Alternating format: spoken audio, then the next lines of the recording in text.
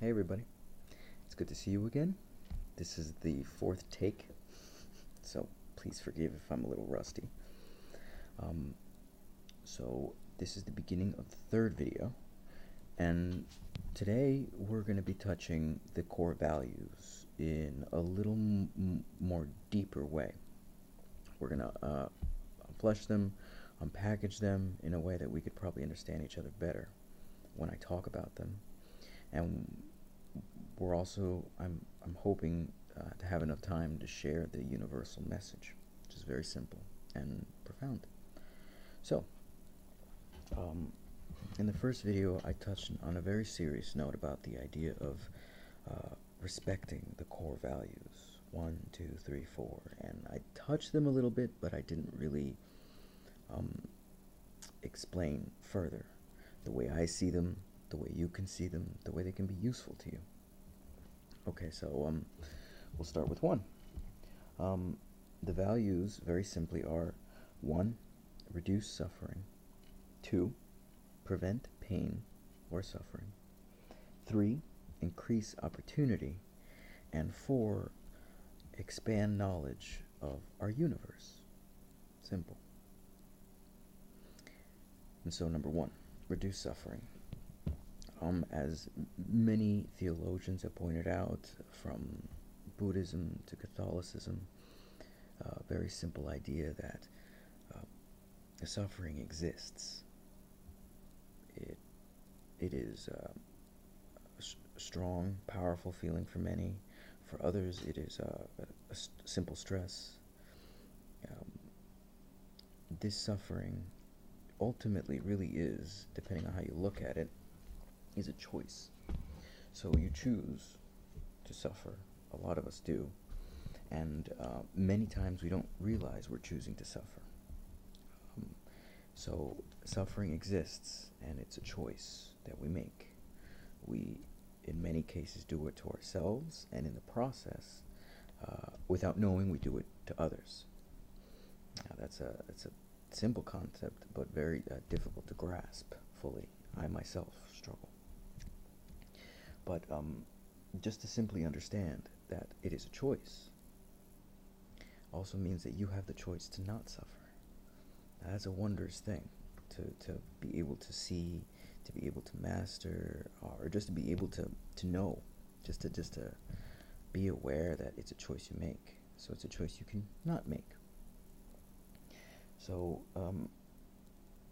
the solution, and we covered in the first video how problems really are opportunities, and instead of trying to handle less problems, what we can do is try to handle more problems and look at them as opportunities to fix problems, to find solutions.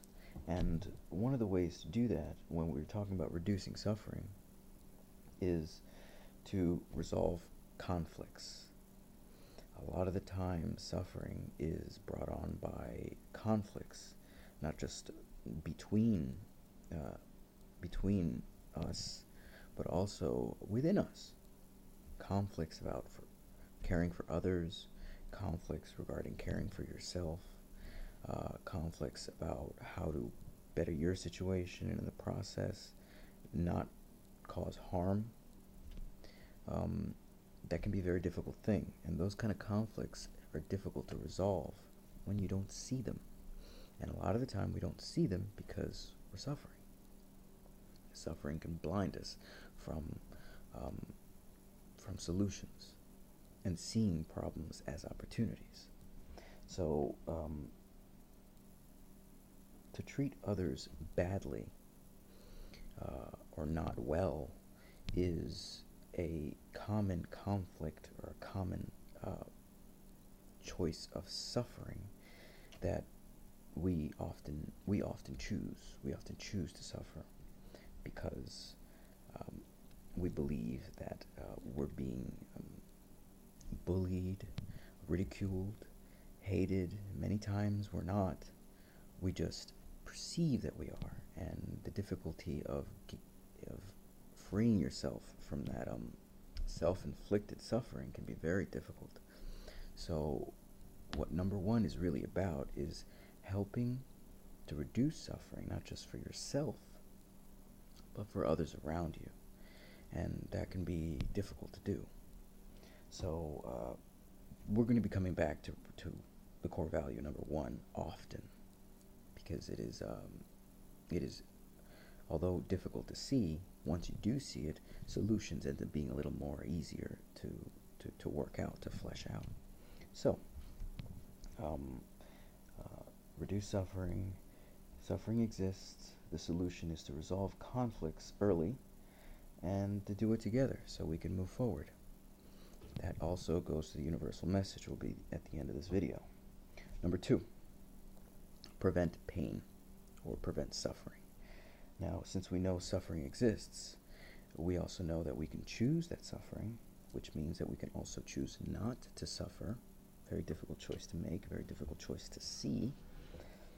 But preparation. A way to prevent pain, a way to prevent suffering is to prepare. Something as simple as having an understanding of what could happen, of situations, circumstances that could go wrong or just simply not as planned, and having a plan B, C, D, so on and so forth, can be very helpful to prevent pain, to prevent suffering. We can't foresee everything. We can't know everything that could happen, but we can prepare for possible situations, which can lead to preventing suffering, to reducing suffering in the process, and avoid conflict, which is the name of the game. And if we can foresee, if we can prevent, if we can reduce, that covers the first two core values, and that's pretty awesome if we can get that far. It's not many of us have that vision to be able to see a solution that matters, and in the process, a purposeful way to move forward, to resolve together. So that's number two, prevent pain, and the solution there isn't always easy, but it is something we do together. That's number two. I'm already passing the 7:30, 7 minutes, 30 seconds. Okay. So number three is increase opportunity. Now, this one's an interesting one because it took me a while. I had to keep coming back to it to understand it in a way that I think is useful. Because in the past, I think it would confuse me more than clear anything up. And the idea here is to simplify. So increasing opportunity is about increasing choice, maximizing choice for yourself, for others, and minimize obligation. This is the part that got a little confusing for me, and I may have trouble expressing it, articulating it, but I think the basic idea, it can come across simply as you want to, when you can, if you can, you want to help create an environment around you where you choose and you feel like you're not being obligated, you're choosing the solutions to the problems that you also choose.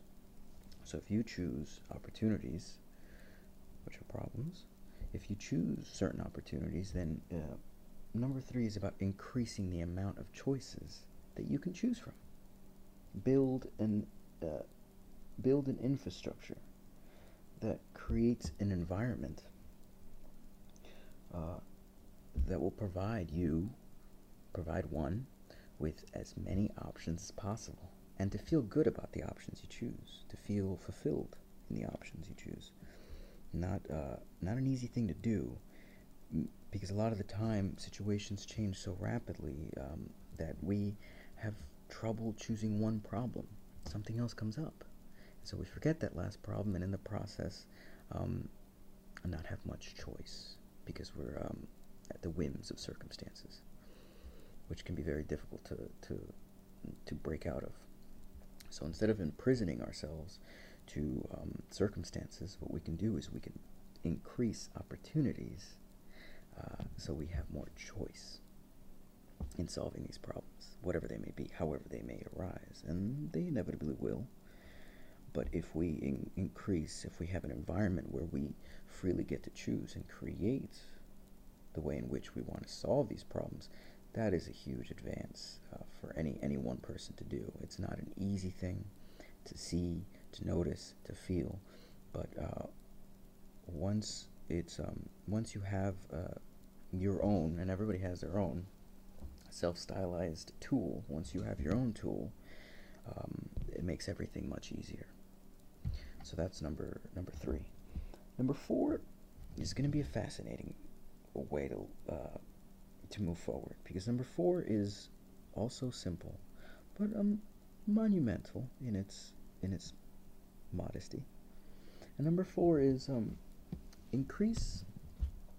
expand knowledge of the universe. Now, what I mean by that is we all have different talents. We're different. We're also the same, meaning that in many ways we suffer and succeed differently, but we also have a knowledge, and we can choose to share that knowledge, or we can choose not to. And expanding knowledge of the universe, this last core value sort of asks us to share with each other the way we feel about the universe. In the last video, I talked about how every entity, every human is a puzzle piece, and the more come together, the bigger the image, the clearer the image that manifests. And this is part of that. Expanding knowledge of the universe is getting as many people, as many entities as possible to agree to share knowledge of the universe, to expand our ideas about what the universe is and isn't, and how we can expand that further. The way I put it was, sharing knowledge directly yields to problem solving or opportunities, and we can stretch that further. I've written some stuff here and I can't make it out. This is nothing new. But 2 examples that I use are simply concepts like ownership or the ego. These are concepts that are not new. They're quite old, quite established, quite rooted into our societies, our civilizations, and by expanding knowledge of the universe, we also understand that aged concepts from the past may no longer apply, and that can be an interesting thing. As we expand knowledge of the universe, we also understand, and science is a helpful tool in understanding what we don't understand. The more scientists know about our universe, the more astrophysics and cosmologists look into our universe, look out of our universe, they realize we know less. The more we know, the less we know. That's a very interesting thing it's a spooky thing, but it's an interesting to look into. I'm no scientist. Again, I say this in every video. Not credentialed, not professional, not any seriousness to speak of. We're just venting here. So those are the core values. 1, reduce suffering. 2, prevent pain, prevent suffering. 3, increase opportunity. And 4, expand knowledge of the universe. Very simple. Just 4 basic core values that can be useful and beneficial to many. And I promised, and I continue to, the idea behind these core values remains. Things change, these values remain. They do not move. Not for me. And so that's important to understand that my promise to you is to I don't like to use the word never, it's a bit strong, but to never violate these knowingly, and to expect them to be respected, considered. These values matter to me. They have significance. So those are the core values. And I won't have enough time to get to the universal message next video. But I am writing up scripts and ideas of what to talk about, and there's no shortage of topics. But it's a wonderful feeling to know that I already feel better making these videos, and I think I'm the only one who's been seeing them, and that's all right. I feel comforted in that corny thought. But today we cover the core values in a more fleshed out way. That's cool. This is the longest video that we have put out. That won't last. And next time we will be hitting the universal message. I love you. Get some rest, everybody. If you've already rested, get to work. And I'll be seeing you all very soon. Take care. Much love.